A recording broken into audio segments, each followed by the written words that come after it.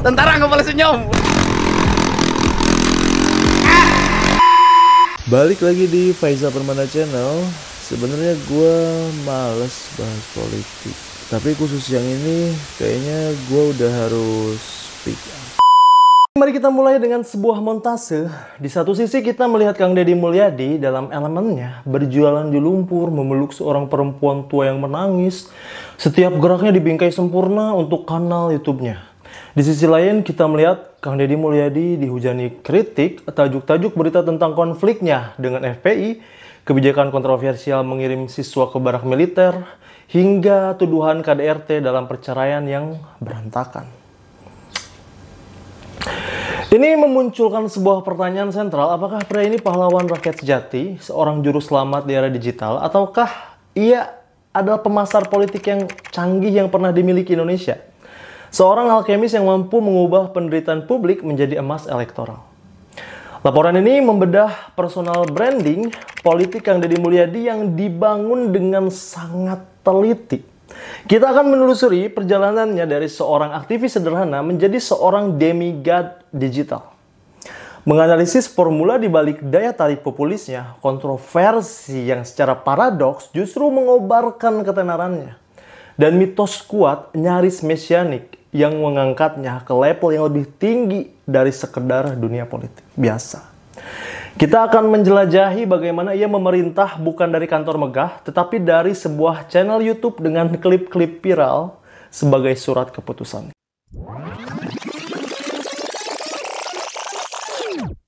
Halnya seperti Batman, pahlawan super itu membutuhkan kisah asal-usul.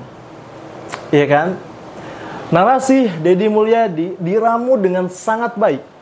Dia lahir di Subang pada 11 April 1971. Ia adalah putra bungsu dari 9 bersaudara. Ayahnya seorang pensiunan tentara, prajurit, dan ibunya seorang aktivis Palang Merah Indonesia. Memberinya fondasi narasi manusia dari rakyat biasa. Pengalaman masa kecilnya seperti menggembala domba untuk membantu keluarga menjadi elemen krusial dalam mitosnya. Sebuah bukti bahwa ia terbiasa hidup keras dan memahami denyut nadi masyarakat bawah. Kebangkitan politiknya dimulai di bangku kuliah di Sekolah Tinggi Hukum Purnawarman di Purwakarta.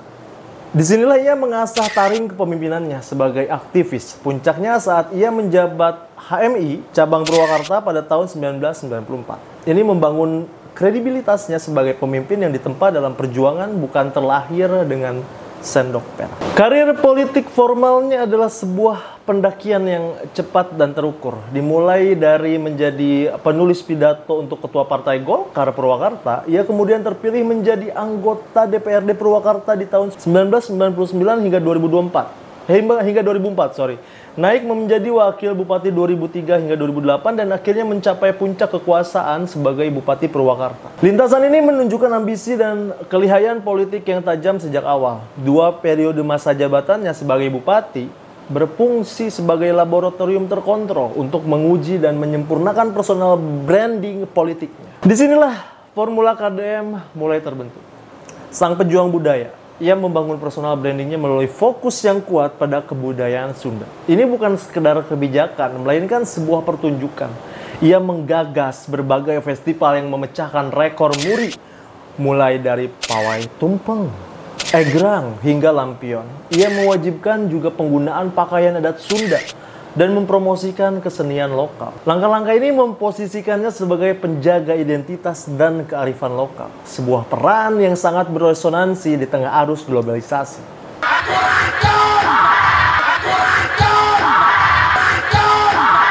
Perang Sampurasun mempersenjatai kontroversinya. Disinilah titik balik paling formatif dalam karirnya terjadi. Konfliknya dengan FPI atau Front Pembela Islam menjadi studi kasus yang sangat sempurna. FPI menuduhnya sebagai musyrik atau politeis karena mendirikan patung-patung tokoh pewayangan di berbagai taman kota. Kang Deddy juga dituduh merendahkan ajaran Islam dengan mempromosikan sapaan Sunda Sampurasun sebagai alternatif dari Assalamualaikum. Tuduhannya semakin liar, termasuk menghidupkan kembali ajaran Sunda Wiwitan dan bahkan menikahi Ratu Laut Selatan Nyi Roro Kidul. Sejumlah ulama melaporkan ke polisi atas tuduhan penistaan agama. Responnya bukanlah mundur, Melainkan dia maju dengan serangan balik naratif. Ia berargumen bahwa dirinya tidak sedang mengganti salam Islami, melainkan merayakan warisan budaya yang justru melengkapi dan memperkaya iman. Ia dengan cerdik membingkai konflik ini bukan sebagai anti-Islam, tapi sebagai pertarungan antara Islam kultural yang inklusif melawan konservatisme yang kaku dan diimpor. Masa jabatan di Purwakarta adalah inkubator personal branding bagi Kang Deddy Mulyadi. Konflik dengan FPI bukanlah sebuah krisis, melainkan penciptaan personal brandingnya. Seorang politisi membutuhkan proposisi penjualan yang unik. Dan Kang Deddy Mulyadi memilih budaya.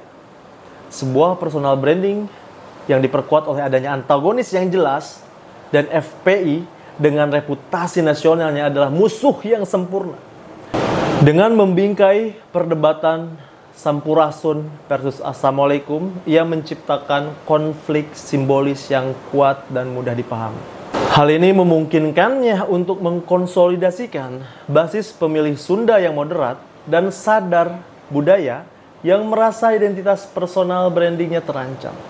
Ia belajar bahwa kontroversi, jika dikelola dengan benar, adalah alat pemasaran yang lebih kuat daripada pencapaian apapun.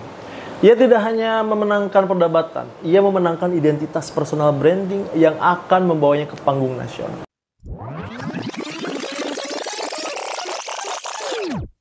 Setelah menyelesaikan masa jabatannya sebagai bupati dan melenggang ke Senayan sebagai anggota DPR RI dari Partai Golkar, Kang Deddy Mulyadi melakukan sebuah pivot strategis yang brilian. Ia memindahkan arena politik utamanya dari ruang sidang legislatif ke channel YouTube pribadinya, Kang Deddy Mulyadi Channel. Pertumbuhannya eksplosif, channelnya yang kini memiliki jutaan pelanggan bukanlah kebetulan. Ini adalah strategi yang disengaja untuk membangun hubungan langsung tanpa perantara dengan publik, yang secara efektif menciptakan kerajaan medianya sendiri. Kontennya adalah sebuah masterclass dalam apa yang oleh para akademisi disebut sebagai kepemimpinan performatif atau performative leadership. Ia tidak berbicara tentang menyelesaikan masalah. Videonya menunjukkan ia sedang menyelesaikan masalah. Secara instan dan tegas, gaya one-man show menempatkannya sebagai antitesis dari birokrasi yang lamban dan tanpa wajah. Narasi, juru selamat, dan penceritaan emosional di kontennya mengikuti formula yang dapat diprediksi namun sangat efektif. Pertama, dia identifikasi individu yang menderita, keluarga miskin, anak sakit, korban ketidakadilan. Step kedua, KDM tiba sebagai penyelamat yang berbelas kasih, mendengarkan dengan seksama. Step ketiga, ia memberikan solusi instan, uang tunai, rumah, biaya pengobatan, atau menggunakan wewenangnya untuk memarahi pejabat yang lalai. Step keempat, video diakhiri dengan air mata, rasa syukur dan penguatan citra Kang Deddy Mulyadi sebagai figur ayah yang baik hati.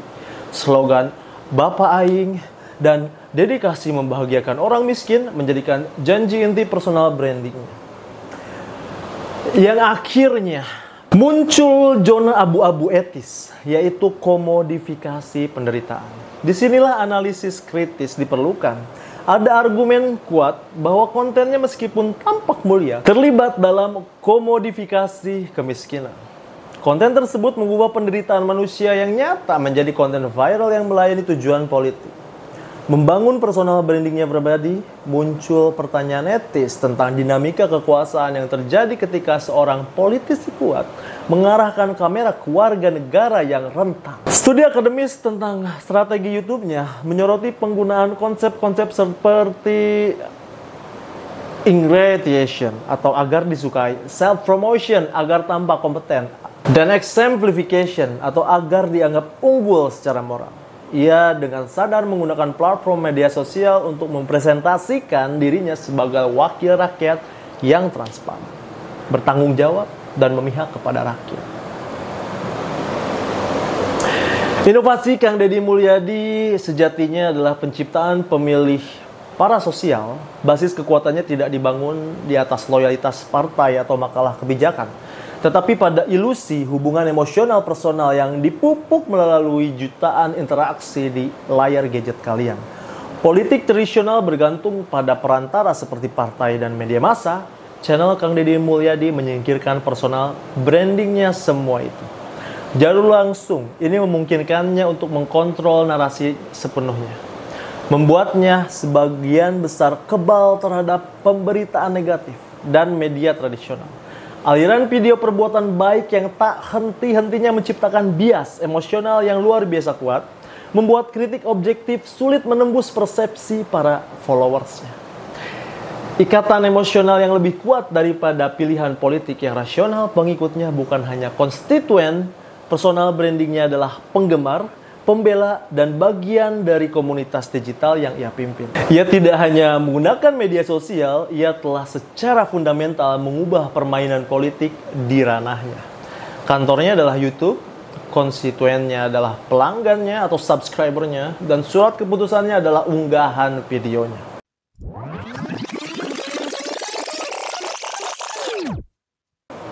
Setelah terpilih menjadi Gubernur Jawa Barat, Kang Deddy Mulyadi tidak memperlambat gayanya, namun sebaliknya, ia justru menginjak pedal gas, meluncurkan serangkaian kebijakan yang seolah dirancang untuk memprovokasi, mendominasi siklus berita, dan memperkuat citranya sebagai pemimpin yang berani dan tidak konvensional. Kebijakan yang paling terkenal dan polarisasi adalah mengirim siswa yang dianggap nakal, terlibat tawuran, merokok, atau menggunakan knalpot bising ke barak militer untuk pembinaan karakter. Justifikasinya ia membingkainya sebagai tanggapan atas permintaan orang tua dan pendekatan cinta yang tegas yang diperlukan untuk generasi yang kehilangan disiplin.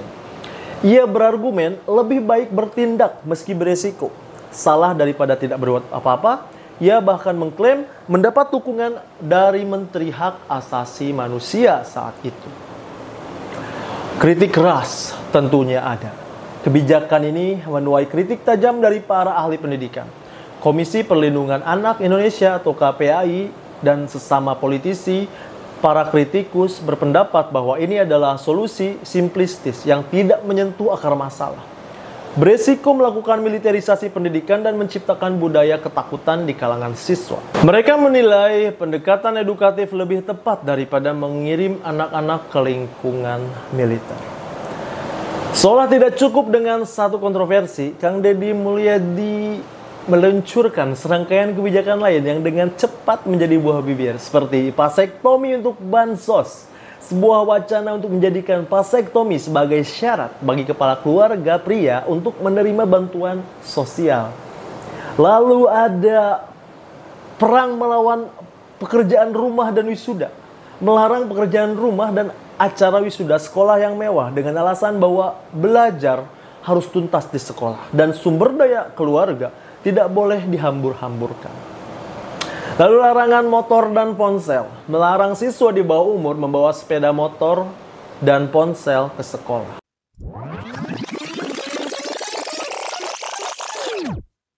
Di tengah citra publiknya yang kokoh, muncul retakan dari sumber yang paling personal. Namun seiring dengan itu, sebuah mitos yang lebih besar mulai menyelimutinya, memberinya lapisan perlindungan yang baru. Perceraian dengan Ibu Ane Ratna Mustika yang juga merupakan penggantinya sebagai bupati menjadi sorotan nasional. Proses ini membuka kotak Pandora. Tuduhan serius yang diajukan oleh Ibu Ane sebagai dasar gugatan cerainya tidak lain adalah pertama, kegagalan memberi nafkah lahir dan batin. Kedua, ada kekerasan dalam rumah tangga secara psikologis, termasuk ucapan kasar yang dilakukan berulang kali. Lalu ketiga, ada kurangnya transparansi keuangan dalam rumah tangga. Tuduhan-tuduhan ini menciptakan kontradiksi yang tajam antara personal brandingnya sebagai pelindung kaum lemah yang kebapaan dengan citra yang digambarkan oleh istrinya sendiri di ruang pengadilan. Di tengah turbulensi personal dan manuver politik, sebuah narasi baru yang jauh lebih kuat mulai muncul dan melekat pada dirinya. Pertama, kita harus paham dulu nih ramalan Jawa kuno tentang kesatria piningit dari Serat Jayabaya. Ini adalah nubuat tentang seorang pemimpin yang adil, bijaksana, dan mesianik, atau bisa disebut Ratu Adil yang tersembunyi atau piningit.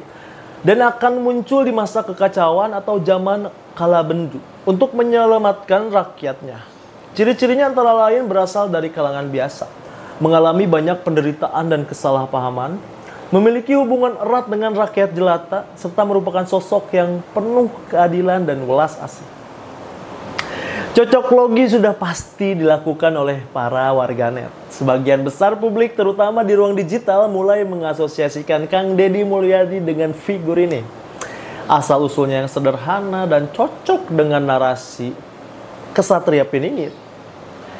Lalu konfliknya dengan kemapanan yang dibingkai sebagai sosok teraniaya. Lalu ada persona channel YouTube-nya adalah perwujudan sempurna dari pemimpin yang welas asih dan suka menolong kaum tertindas. Kemunculannya sebagai figur dominan di tengah sinisme politik dan masalah sosial sejalan dengan konteks zaman kala bendu atau masa yang sedang kacau. Narasi Ksatria Piningit adalah perisai personal branding pamungkas. Ia mengangkat Deddy Mulyadi dari seorang politisi yang bisa dikritik menjadi sosok kuasi mitologis yang harus diyakini. Personal branding Kang Deddy Mulyadi dibangun di atas citra sebagai seorang populis dari luar sistem yang berjuang untuk rakyat kecil. Ramalan Ksatria Piningit menyediakan kerangka budaya yang sudah ada untuk tipe pemimpin persis seperti ini. Dengan menyelaraskan tindakan dan narasinya dengan mitos ini, baik secara sadar maupun tidak, ia menyadap kerinduan budaya yang mendalam akan sosok juru selamat. Kontroversinya bukan lagi sebuah cacat, melainkan penderitaan dan ujian yang harus dilalui sang pahlawan. Kebijakannya bukan lagi sekedar kebijakan, melainkan tindakan seorang pemimpin yang ditakdirkan. Mitologisasi ini membuatnya kebal terhadap kritik rasional. Bagi para pengikutnya, mengkritik Kang Deddy Mulyadi bukanlah sebuah ketidaksepakatan politik. Itu adalah wujud sinisme terhadap figur harapan, menjadikan ranah yang tidak tersentuh sentimen negatif publik. Tuduhan personal dari mantan istrinya dapat dengan mudah dikesampingkan sebagai bagian dari konspirasi untuk menjatuhkan sang terpilih. Semua yang menjelekannya akan langsung dianggap villain atau musuh sang pahlawan.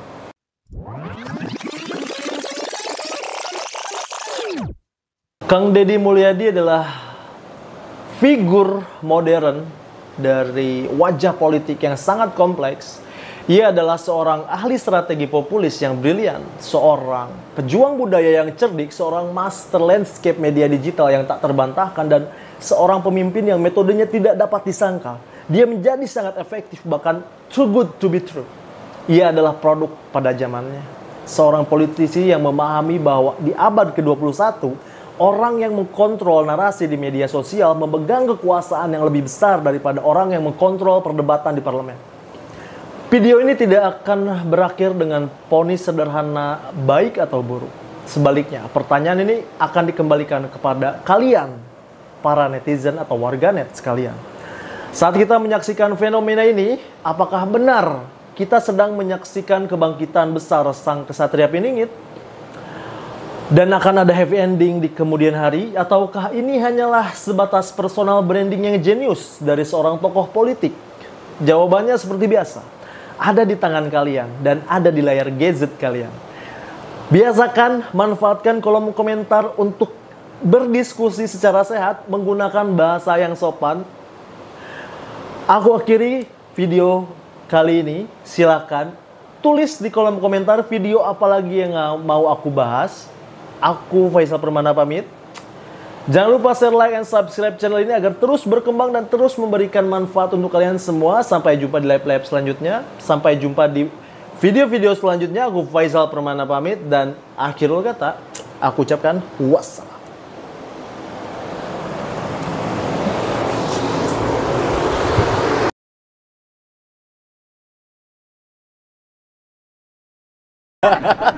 Tentara nggak boleh senyum. Nih, ada yang dompet ya, kasihin. Boleh nggak? Siap. Ambil dong. Sok ngambek. Sok ngambek. Sok ngambek deui. Mangkok ieu carana kan weh aku baru dak beresan we. Sok beresan. Bapak lain urang dia, blagona luar biasa. Sombong. Ini jalan saudara bukan? Ya itu ada yang Nggak bisa, itu kotor jalannya. Anda bangun jalan nggak di sini? Anda yang bangun jalan nggak di sini? Saya tanya Anda bangun jalan nggak? Saya bangun jalan di sini. Hei, ayo siapa yang anak-anakku nggak mau mandi? Hari bapak cerai.